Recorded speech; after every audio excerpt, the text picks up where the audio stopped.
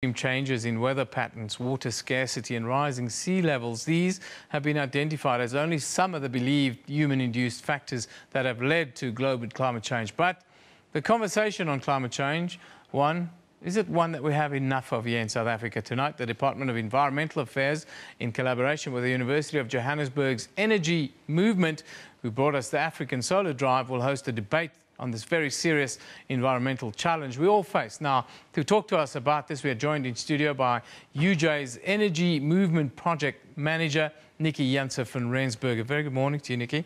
Thanks for joining us. Thanks, Evan. Are we taking climate change serious enough in South Africa? I think we're all aware of it, and the debate has been continuously growing, and as the focus sort of shifts every time COPE happens, everybody starts talking about it again. We do see the impact in our water scarcities. It impacts our food security. So there's quite a bit that we need to do around that. Just tell us quickly around that. What are the major impacts that we're seeing now, and what are going to be the major changes to our lives in the next 10, 20, 30, 50 years? Climate change happens. It happened before humans started polluting the earth and everything else. So we have to be aware that the impact of climate change needs to be mitigated, and we need to do something about it. But the debate is really about what should we be doing. And even though we are having these conversations, I think we are not doing it in a critical manner. We need to base it on science and on facts, and not necessarily on belief. And what about tonight? The collaboration with the university and the Department of Environmental Affairs. What are the kind of outcomes that we are hoping to achieve with tonight? We're very happy and excited to have the Honourable Minister address the audience tonight to talk about what is happening in South Africa, how policy impacts our response to climate change. You know, ultimately it is how government sets policies for us to follow and to live by and to drive, and that will make an impact in South Africa. Now, universities have become kind of a battleground for climate change, because I think young people understand it's their future. What are some of the solutions that young people are coming up with that are really impressing you, especially at the University of Johannesburg? I think our students want to create new systems. They don't want to plug into existing systems. I think we all agree that there are some issues that needs to be changed and needs to address. And we want our young professionals leaving university to have a very serious awareness about the impact that our decisions have on the climate and on the environment around us.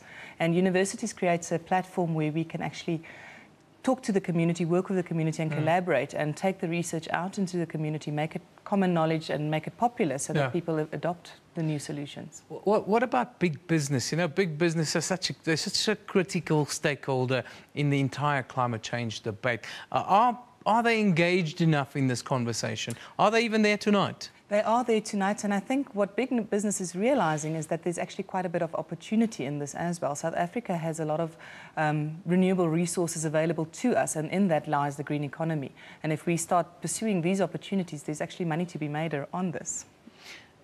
What about the rest of the continent, South Africa and then the rest of the continent? Is it something that we would be dealing with critically enough? We always see that Africa is worst affected by these things. You know, it's always the vulnerable communities that are affected by this. As the climate change, it's food security, it's water security, and these communities need to be protected. And the choices that we make needs to not impact on them any further. So having policies that are protecting us and making sure that we don't allow big business and everybody to do as they please is really critical. Before we wrap, just tell us quickly about your solar drive, solar powered car. It went down so very well. Just give us a quick update. So the African Solar Drive is pretty much an advocacy campaign where we build solar cars, and we have groups of professionals working, young students working on these cars, building them, and then going up into the region. So they went up to Namibia and Botswana to talk about renewable energy solutions and what is available for us to use. You know, in Germany they have half the sun, but they're powering 60% of their power off of renewable energy. We have twice the amount of resources in South Africa. We should be doing the same. We should be doing the same, but common sense is not always so common. Nickey, thank you for joining us. Nickey Janse van Rensburg. There's a very interesting climate change debate. It's happening tonight at the University of Johannesburg. It involves the Department of Environmental Affairs. Keep your eye on that. The outcomes will be very interesting. We'll certainly look at what comes out of it. Nickey, thanks for joining us. She's the University of Johannesburg Energy Movement Project Manager. project manager, and she joins us this morning. She'll also be at the debate tonight. That's where we